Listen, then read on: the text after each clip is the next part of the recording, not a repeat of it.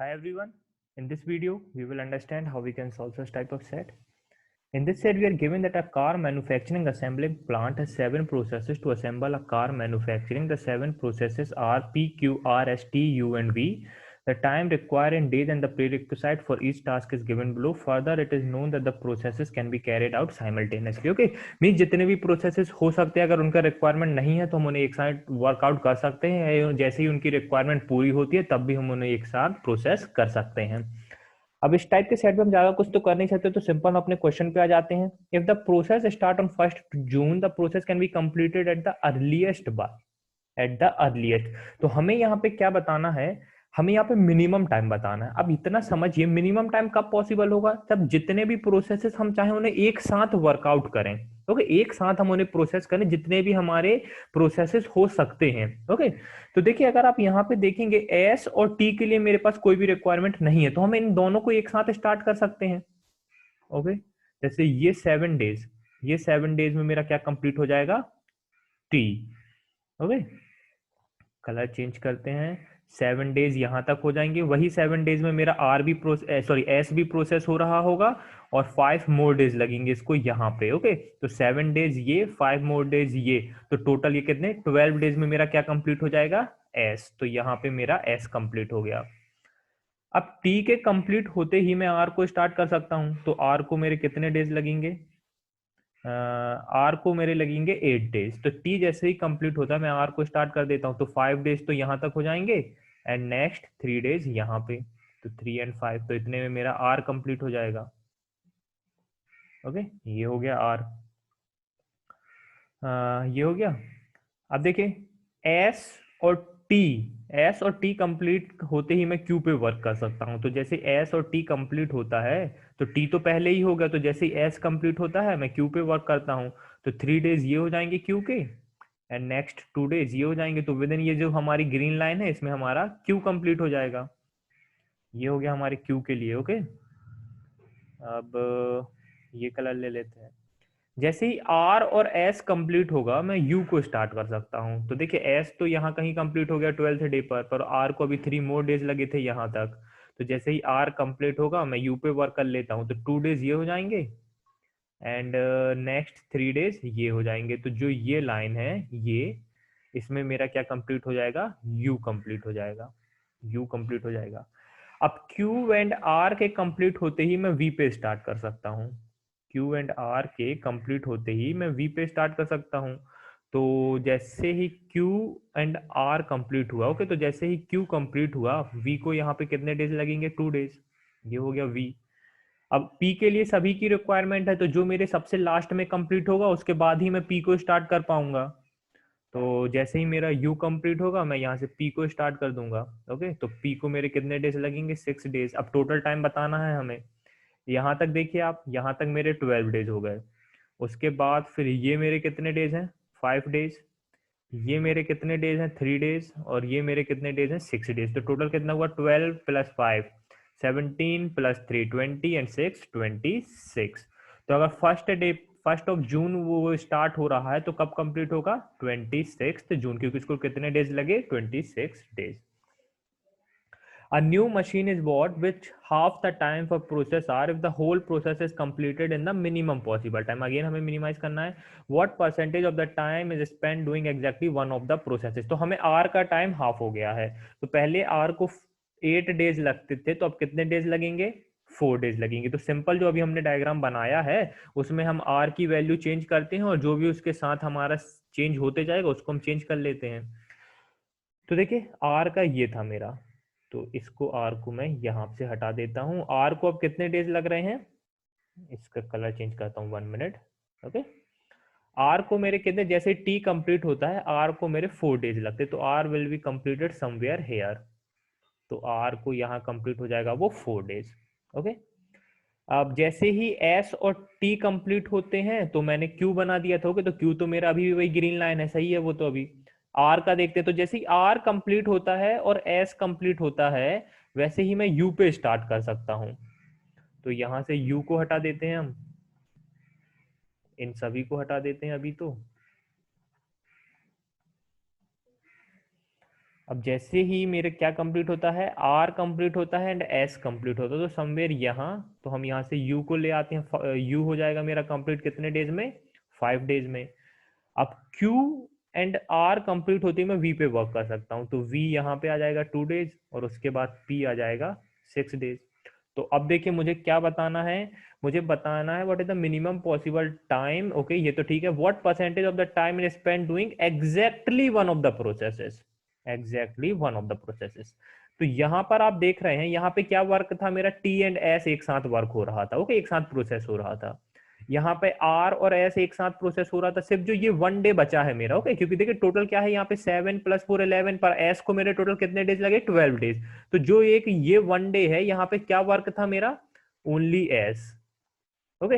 ये 5 डेज आप देख सकते हैं क्यू एंड यू दोनों वर्क पे हैं, पर ये जो डे है, ये नेक्स्ट 2 डेज मेरे क्या है, ओनली वी, एंड लास्ट में मेरे 6 डेज हैं only P.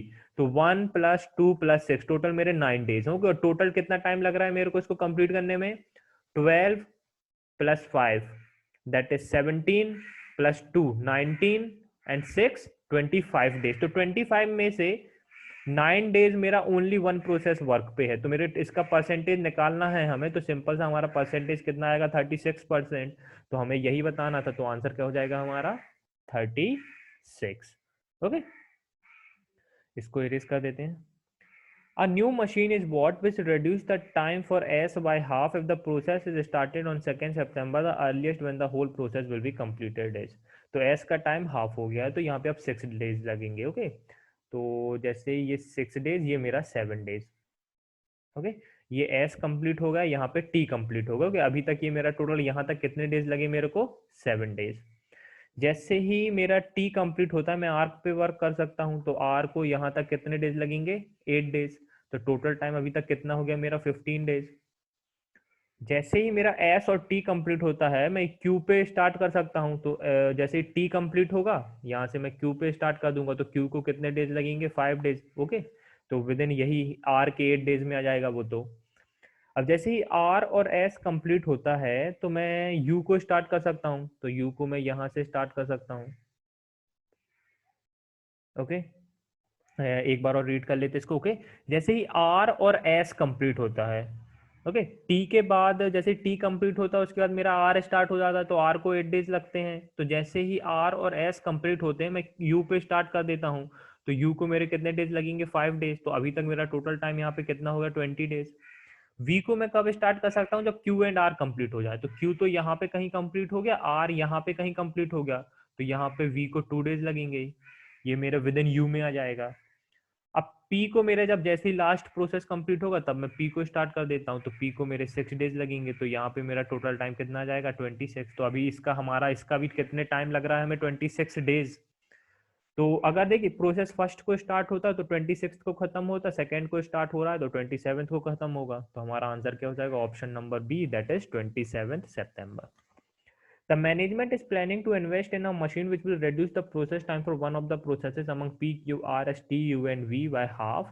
The management decides in such a way that there is maximum reduction. Okay, maximum reduction चाहिए हमें completion time में as compared to the original time.